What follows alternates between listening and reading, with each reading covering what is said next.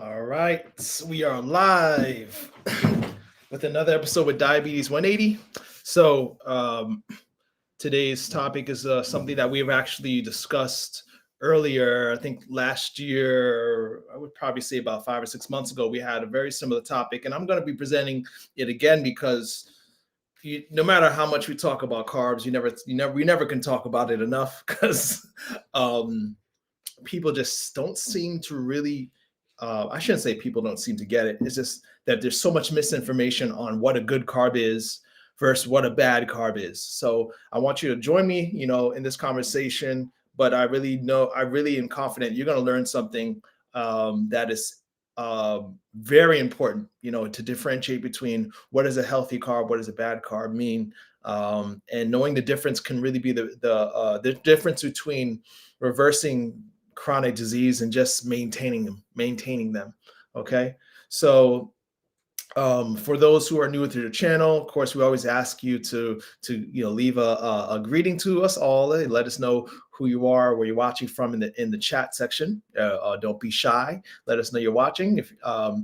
And so we like to greet those who are new and also our returning guests and audience. Just know that whatever you post in the comment section may not be visible to other viewers, so you may not be seeing other people's comments. But I will see yours because we broadcast on multiple platforms. Okay, this is a show that goes on every Monday at 7 p.m. So if you're new, definitely come back and set your calendar to the date. And so one thing I also always forget to remind people to do is set a reminder. You could actually, on YouTube, I'm not sure about Facebook, but on YouTube, you could actually subscribe to our channel and set alerts so that you don't miss live events. We cover several topics. Obviously, diabetes is the first thing because that's the name of the company, Diabetes 180. We want you to experience a reversal in your diabetes, but there's a lot of other health topics, a lot of lifestyle related diseases, that we cover on this channel. If you have recommendations on topics that we haven't covered before, I'm always open to suggestions. Okay. So who understands the difference between a good carb and a bad carb? Okay. Or another way to put it is a simple carb versus a complex carb. Do you guys understand the difference? Are you confused about the difference? Then, Caitlin, how you doing? Thanks for joining us. Anyone again who would like to say hi? I'd love to see you. Just say hi in the chat. But question we are asking is, do you guys know the difference between a good carb and a bad carb? Is this topic's really necessary? I'm sure it is. But another way I could put that question is, how many of you have heard that all carbs are bad? How many of you have heard all carbs are bad? So yeah, greetings to Joan from Boston, Massachusetts. Awesome. So I think it's something that, especially when you look at social media, whether it be TikTok, YouTube, Instagram, just Google searching, you'll find that what's a healthy diet is a diet that's low in carbs. But the reality is, and what we teach in our channel, in our coaching program, is that you can actually eat more carbs and lose weight, reverse diabetes, reverse liver disease, chronic kidney disease. There's a lot of chronic diseases that can be reversed when you actually do the opposite of what mainstream media and mainstream even medical personnel are telling us to do. They are telling us to eat less carbs when they should be telling us to eat more whole complex carbs. So we're going to understand the difference tonight. Okay. Sophia, thanks for watching us. And Anushre, I hope I'm saying your name right. Hey, how you doing? Thanks for joining. If you guys have questions, we're talking about carbs today, good versus bad carbs. Okay. Again, I ask anybody, if you have questions, if you have comments, you may leave them in the comment section, knowing that you may not see everyone else's comments, but I'll see them. Okay. As I present on what we're talking about today. But we try not to spend too much time, so I want to jump right into the topic at hand. And I do have a little PowerPoint that helps us guide the discussion. Okay.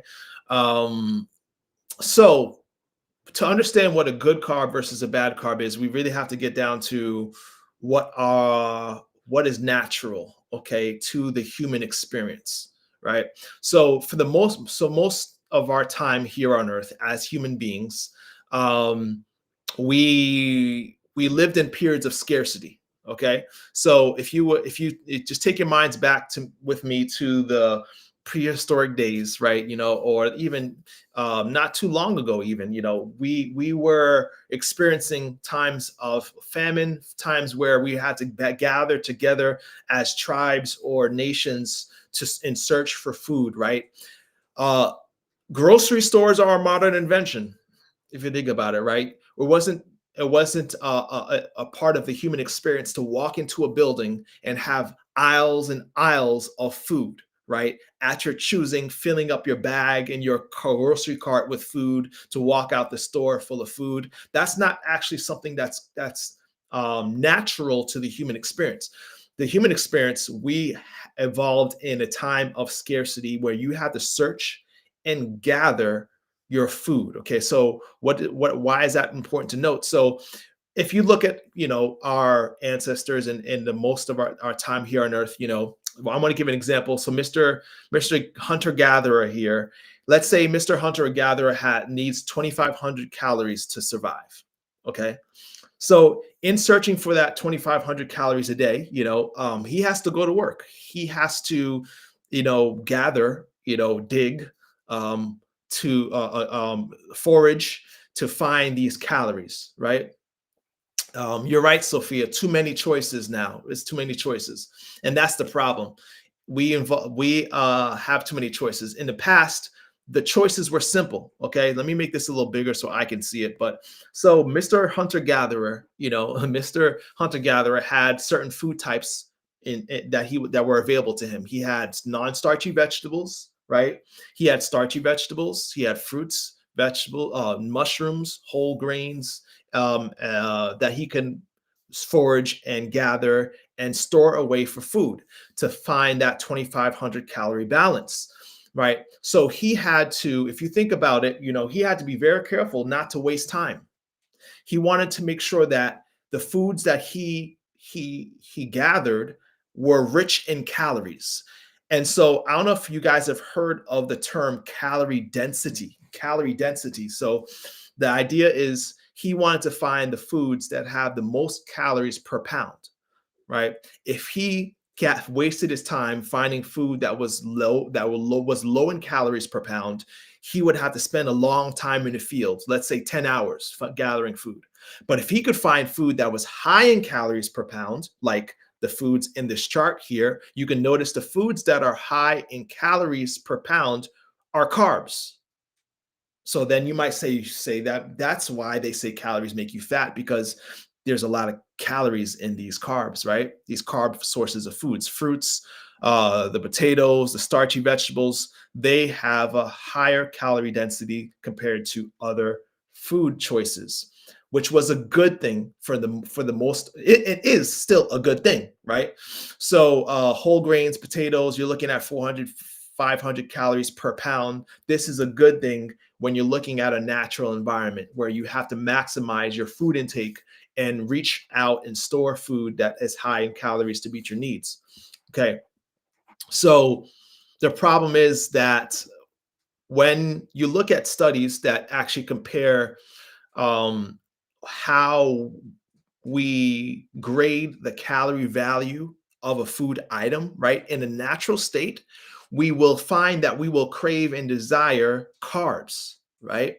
This is actually a study where they took children and they had them choose different food items, right? To see what their preference was for food, right?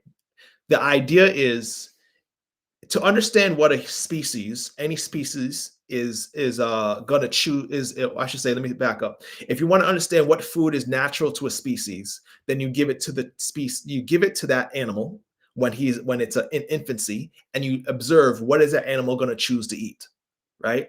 Okay, so if you give a baby a food choices, he's naturally going to reach for the food that is natural to his species.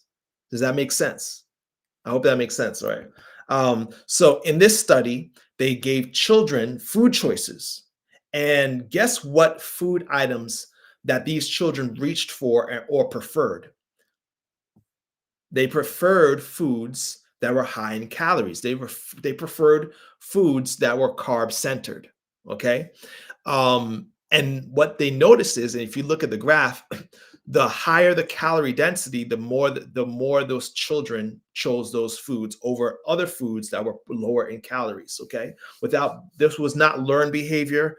This was not the result of food advertising over years or what their parents were polluting their taste buds with, but natural inclinations. We have an innate desire for foods that are high in calories, right, per pound.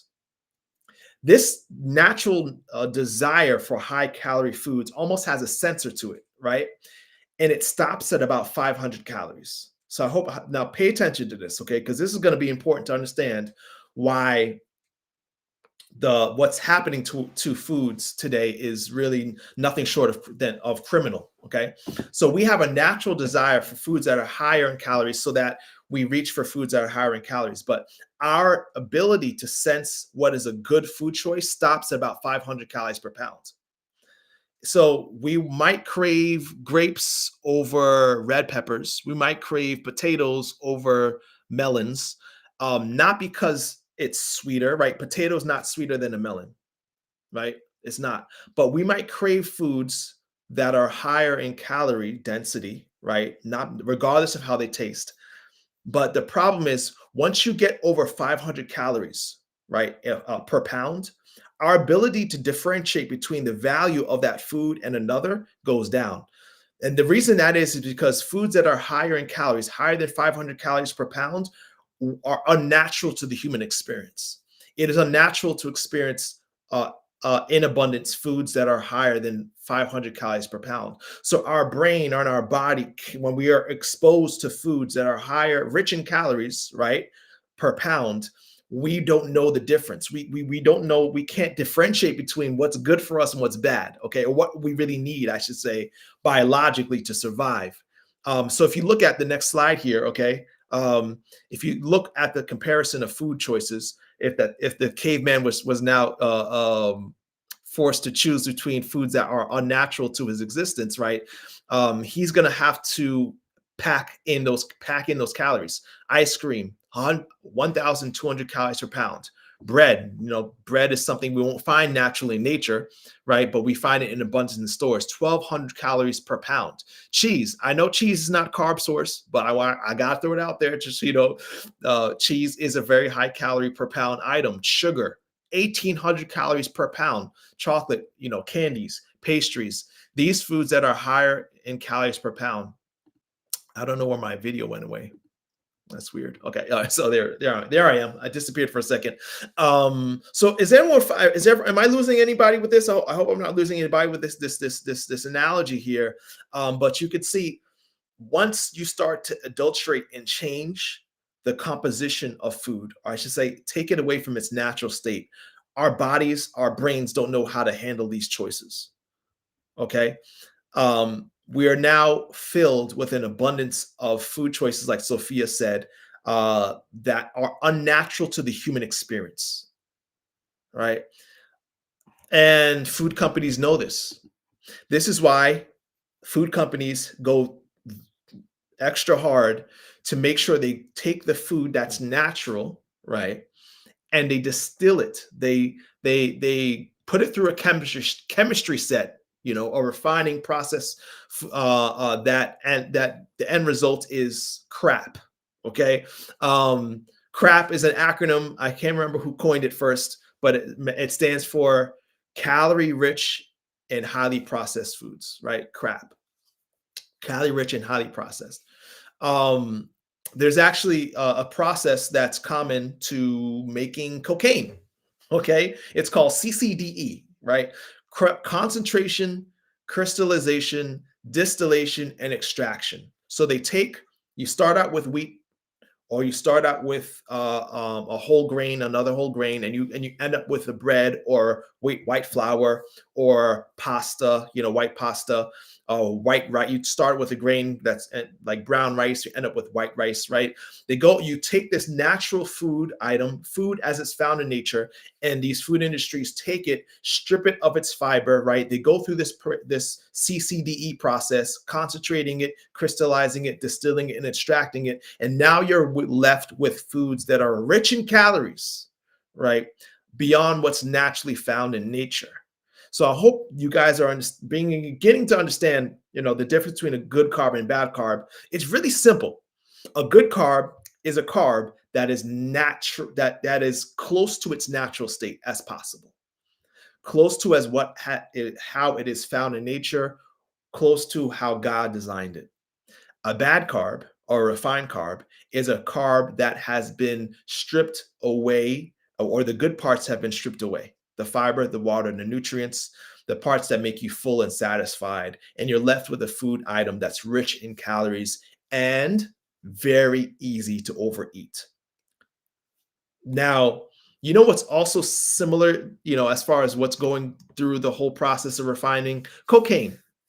Cocaine goes through the same process of CCDE, concentration, crystallization, distillation, and extraction. You start out with a plant and you end up with this highly addictive substance. It's probably not a coincidence that it looks like sugar. Oh, man, doesn't it? Joan, empty calories, talking about. Carrie Ann, hey, thanks for joining. Empty calories, talk about empty calories. Cocaine goes through the same process that your food does, that your carbs do. It starts out with a natural product, right? Not addictive, right? Full of healthy properties. And it goes through this highly refining process that leaves you with the leftovers. And food companies know that just like cocaine stimulates the dopamine centers of our brain and leaves us highly addicted, right, to this product, these food industries know when they refine carbs and leave us with the leftovers that we find added to products, and drinks and snacks and pastries, right? The sugar, the highly addictive, what's leftovers is stimulating the same part of your brain that cocaine does. It goes, and it makes sense because it went through the same process. So when we're choosing carbs, right, we have to ask ourselves a simple question, and I'll show you an illustration that really highlights this. And we did this last year, and I think it resonated well. So please follow. Don't hang up the call yet. All right, this is a very important part of our presentation where we're going to go into. We're going to differentiate between what is a good carb and a bad carb in a practical way. Okay. So there's some carbs are obvious, right? Obviously, we all agree sugar is a bad carb, right? Does anyone disagree on that sugar is bad for you? I think we all agree that sugar is bad for you. This does include the sugar that is added to foods, right? Unfortunately, like to hide the name. Sometimes they call it natural flavoring, right? But anything that's basically the end result of a natural food product can be considered a refined or a simple carb, right?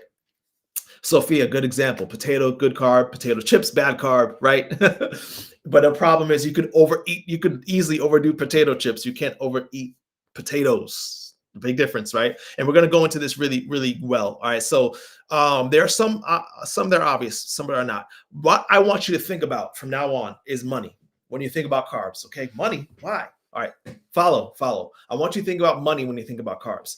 Now, I want you guys to go through a thought experiment with me, okay? So just humor me for a moment. Imagine I told you guys that you could carry all the money that you can carry, right, in your pocket for the day, but it has to be a certain weight, right? So let's say I let you carry 10 pounds of a currency.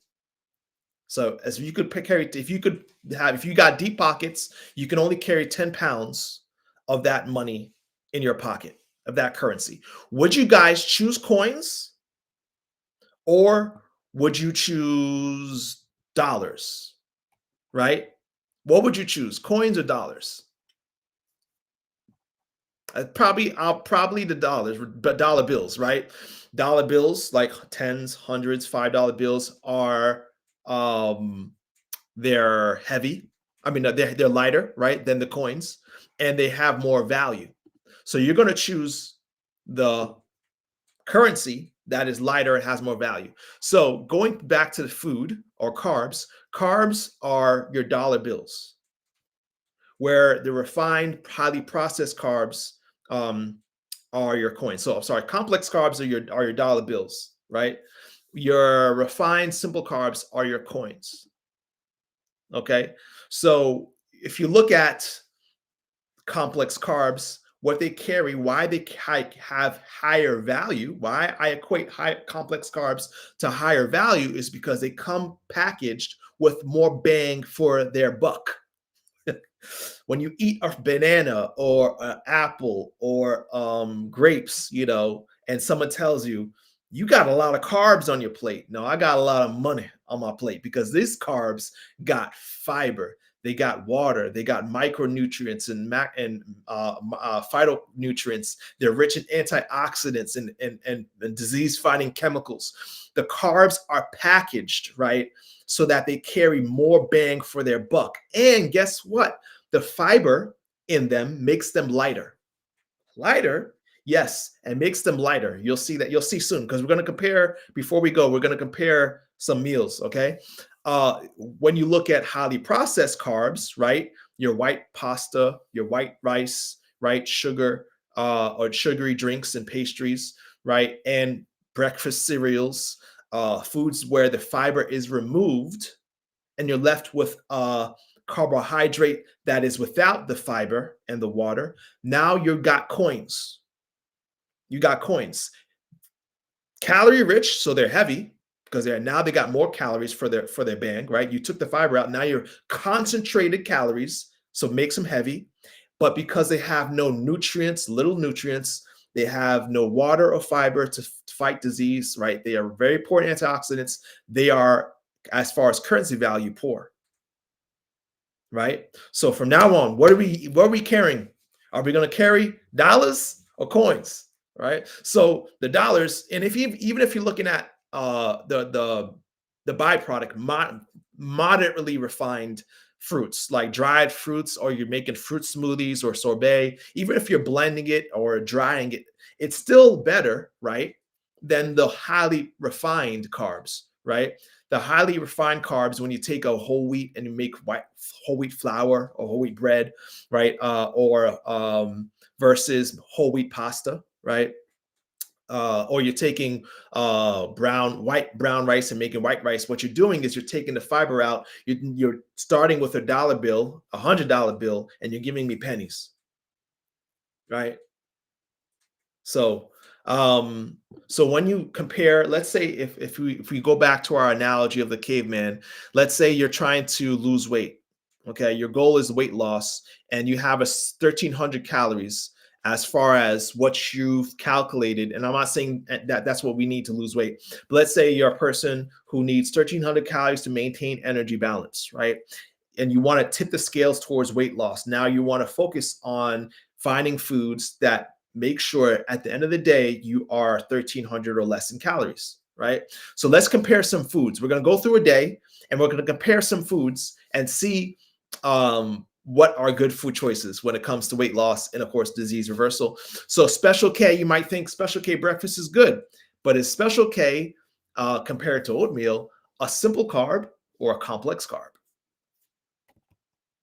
Right? I hope you guys would agree with me that the Special K cereal or any box cereal, right, that has a shelf life of over a month or two is, I should say, any food item that has a long shelf life is because the fiber is removed. It's a simple carb. It's coins. And isn't it interesting that if I took Special K with a glass of juice, I have about 350 calories in my breakfast versus oatmeal. And this includes, and what I did is I took the meal, I put it I did some homework and I actually put a bowl, the same serving size, similar serving size. So if I had oatmeal with blueberries and strawberries, with soy milk as a base and a fruit smoothie, I'm more likely to be full. I'm more like that Special K. That's like a snack. I don't know about you, but for me, a little bowl of Special K ain't gonna do nothing. But if I ate a bowl of oatmeal full of fruits and had a smoothie, not only do I have less calories in that breakfast, but I'm also feeling fuller. All right. Let's go to another example. Now I go on to lunch and I have a choice of white flour pasta versus whole wheat pasta. Of course, whole wheat pasta is still refined, right? It's not the same as whole wheat, but it is less refined than white flour pasta. But isn't it interesting that it has half the calories? Why? Because it's a dollar bill, right? It's got the fiber, it's got the nutrients, it's got more value. Fiber having no calories, right? Making a lot of its a weight, so to speak. It makes it so that the calorie count is lower. So the whole wheat pop is going to be better than the white flour pasta. Now you're at 322 calories with the whole wheat pasta versus your friend who's eating his traditional pasta with at 600 calories. And let's say let's don't even add the cheese and we're talking about carbs today. Now we're not talking about cheese. I know some of us like cheese. We're gonna work on that. All right. But let's go on for dinner. We're ending our day, our diet, our 1,300 calorie diet. You think we're gonna get there? I don't know if anyone's doing the math. We have anyone up with calculator, but the quinoa choice is going to be the complex carb choice, with a snack of an apple. I don't know, and versus your friend who's eating fried rice, a small bowl of fried rice, right? Let's say he's not even frying it in oil, okay? The same serving size of fried rice with a glass of apple juice versus apple, right? So look at the calorie difference: 210 calories in the quinoa versus 361 in the fried rice, right? Because why? Again, it's the same thing. Coins versus dollars. The dollar is less, but it has more value. Quinoa is going to fill you up a lot better than fried rice will. I promise you that. So, an apple is going to fill you a lot more than apple juice will, right? Because coins versus dollars, less weight, but more bang for your buck. Right. So let's go through to the end and compare now who's reached the mark. The one with the traditional, let's say, carbs, right? Highly or semi-processed carbs, or the one with less processed carbs, right? Or minimally processed carbs. Look at the calorie difference. A bowl of oatmeal, a lunch of whole wheat pasta, and a dinner of quinoa and an apple as a snack landed them at 897 calories. Right? They could have probably got a couple second servings if they were not, full, and they still would have been had less calories than the meal full with a day full of calorie of processed carbs. So you see the difference. This is why people, right? I don't know which way I'm supposed to point. I think it's this way here. So this is why people are saying that carbs make you fat. It's not that carbs make you fat. It's the refined carbs. It's the bad carbs, the carbs that are far from how they were found in nature that make us fat, that cause chronic illness, right? When you strip away its fiber and leave the leftovers behind, then you have a highly a calorie rich byproduct of what God intended us to find in nature. Okay. So, in summary, stick with foods as found in nature as much as possible, and you're going to be all right. Our body knows the difference. Our body craves. There's a reason why you crave sweet things, right? It is natural. It is normal, right? But we got to step away from the highly processed sweet things. Okay. Carbs are good for you. Carbs are not the enemy. I promise you. People who go through our program increase their carb consumption as diabetics. Even type 1 diabetics find themselves doubling, tripling their carb content because they're sticking with carbs as found in nature. Right. So, Antoinette, thank you. I'm glad you enjoy that analogy. I hope you guys understand that analogy. So I know, we live in a toxic food environment where we're constantly bombarded with poor choices when it comes to food, especially when it comes to the highly addicting carbs. So that's why we're going to have a challenge about a month from now, about almost exactly a month from now. So end of the month, I think it starts on, let me check my screen. Um, Actually, let me go ahead and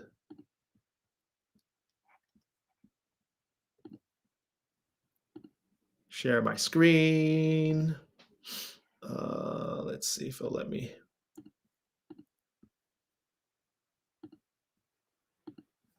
So we have a challenge that's coming up. I want everyone to be aware of. The dates are there, February 28th to March 2nd. Okay, this is a free entry challenge. There's no charge to enter. I'm going to go ahead and leave the link in the chat section.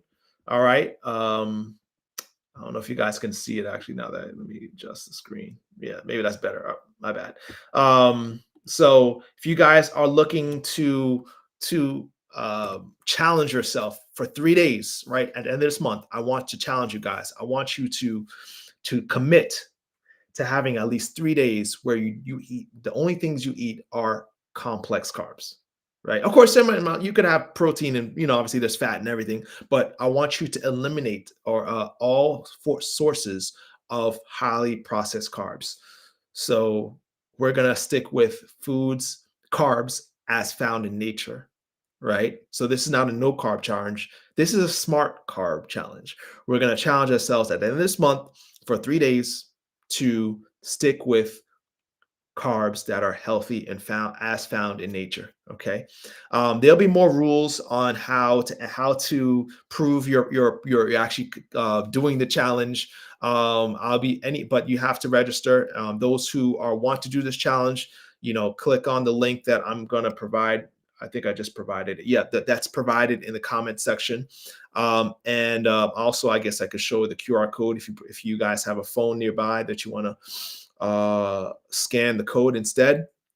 But I'm inviting you guys to my challenge, first challenge of the year. We always try to do several challenges as the year goes on. This will be the first one. It's always fun. There'll be prizes. First place winner is going to get $100 groceries on me. I'm gonna buy your groceries for winning. All right. So 3-day challenge. The biggest win is that you've actually accomplished something that's hard for a lot of people in cutting out sugar from their diet and added sugars from their diet. So go ahead, scan the QR code, check the comment section for your link. It's also on our Facebook page. If you're not a part of our business page or private group, then reach out or look for Diabetes 180.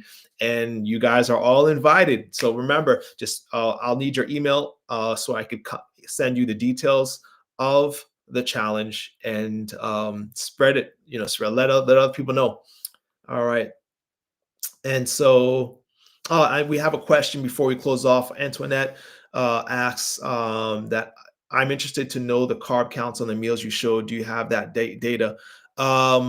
Good question. I'm not sure. I did this PowerPoint slide last year, and the meal when I put them together, when I put the meals together, I was only paying attention to calories, right? I was only paying attention to calories. But one thing is important to know, though, it's actually encouraging to know, is that when you're eating a plant-based diet or finding carbs as they are found in nature, you don't need to worry so much about the carb count. People who go through a diabetes reversal program who are highly resistant to insulin, right? And so carbs spike their blood sugar. They find that over time, as they refocus on eating just complex carbs while eliminating processed carbs, they can eat more carbs. They don't even need to count how many. They can eat more carbs. Carbs ceases to be a problem. So I hope that makes sense. So guys, join in on the challenge. We'll be here again next week at 7 p.m. with another health topic. And so reach out, of course, if you have questions, comments, concerns. If you have any suggestions for live topics, I'm open to hear them. All right. So, beloved, I pray above all things you may prosper and be in good health, even as your